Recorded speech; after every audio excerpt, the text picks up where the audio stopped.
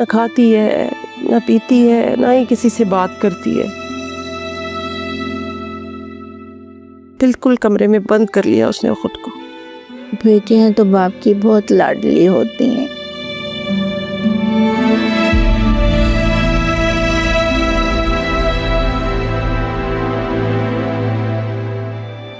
और हयात को अपनी बेटी से बहुत प्यार था। खैर,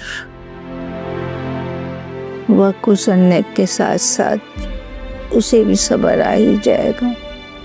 वक्त की सबसे अच्छी बात यही तो है, चाहे जैसा भी हो गुजर ही जाता है।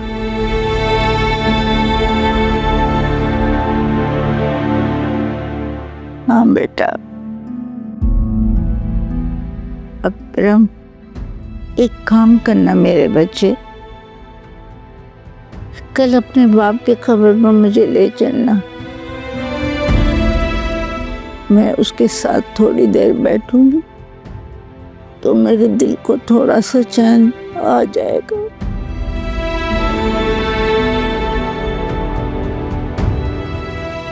वैसे तुम्हारी मामू बता रहे थे कि हयात साहब के साथ वाली कब्र अभी खाली है। जी मम्मी। उस जगह बहुत जगह मेरे लिए रख देना बेटा। ना करे, कैसी बातें कर रहे हैं आप दोनों। अगर मैं पाकिस्तान में मर गई तो मुझ पे एक करम करना कि मुझे अपने बेटे के पास ही दफन करना।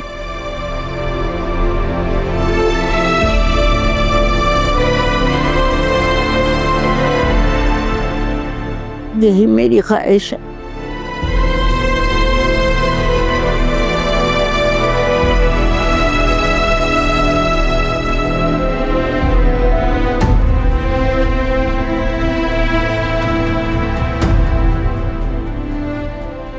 क्या हुआ मम्मी, आप खाना क्यों नहीं खा रही? तुम लोग खाना खाओ, मैं अब आराम करूंगी।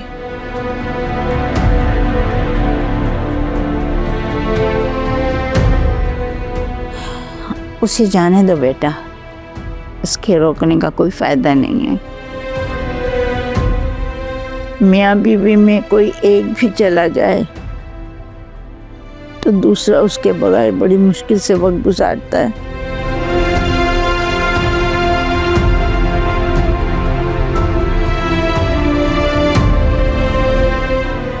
आहिस्ता आहिस्ता से भी सब्र आ ही जाएगा। वैसे बेटा, तुम लोगों ने अम्मा का बहुत ख्याल रखना है, बहुत ज्यादा ख्याल रखना है। जी दादी, आप फिक्र मत करें, हम मम्मी का बहुत ख्याल रखेंगे। दुल्हन, तुम ऐसा करना कि नौशीन के कमरे में कुछ खाने पीने की चीजें रख देना। रात को अगर उसे भूख लगेगी तो वो कुछ खा लेगी। और हाँ, सुनैरा का भी बहुत ख्याल रखना, उसे भी देखती रहना। जी। अच्छा बच्चों, मैं भी आराम करती हूँ, बहुत थक गई हूँ।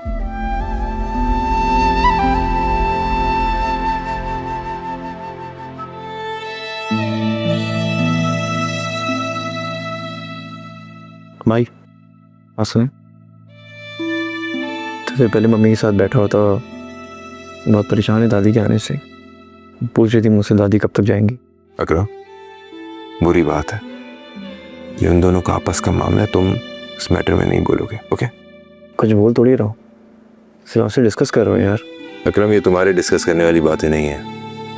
ख्याल रखना कि मम्मी और दादी के बीच में कोई ऐसी बात ना हो जिसकी वजह से उन दोनों का मूड खराब हो या किसी किस्म की कोई लड़ाई या मिसअंडरस्टैंडिंग हो। ओके?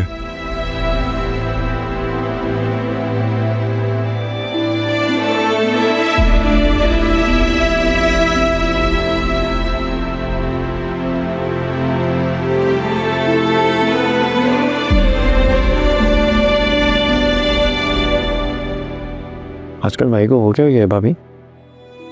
अजीब अजीब सी बातें करते हैं, आपको नहीं लगता? हाँ, मुझे भी ये महसूस हुआ है। फिर आज मैं असलम अंकल की तरफ गया था, बहुत डिटेल में बात हुई उनसे। हाँ, बताया था उन्होंने मुझे। आप लोग यहाँ डेटा ट्रांसफ़र काफ़ी जल्दी हो जाता है। कनेक्शन जितना स्ट्रांग होता है, डेटा ट्रांसफर उतना ही फास्ट होता है।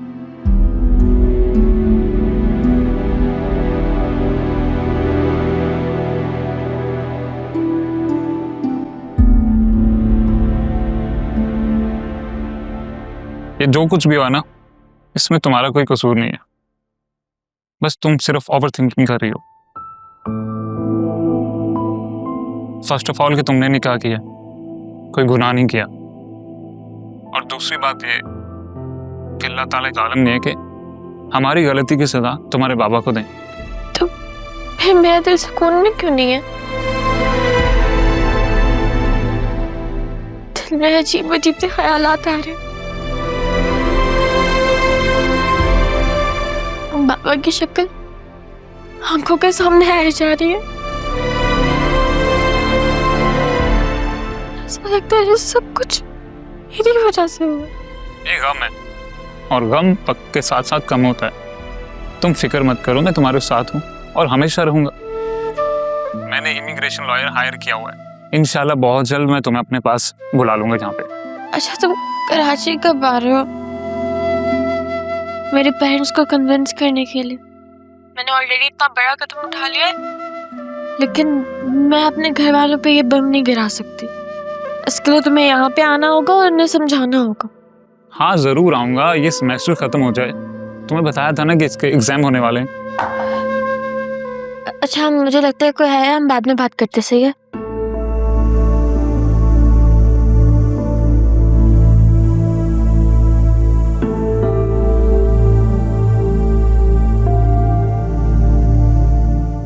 सैंडविच खा लो।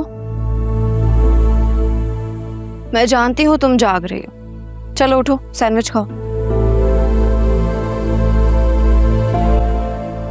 मुझे भूख नहीं लग रही, मुझे नींद आ रही है बहुत ज्यादा।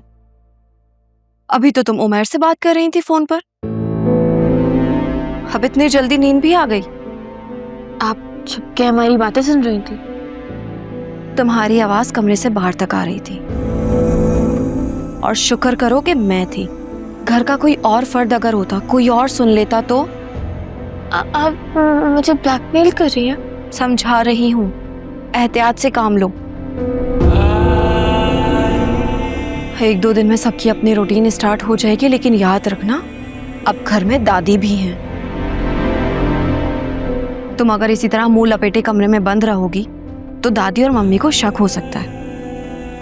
सही कह रही है, मैं याद करूंगी। ये लो सैंडविच खा लो।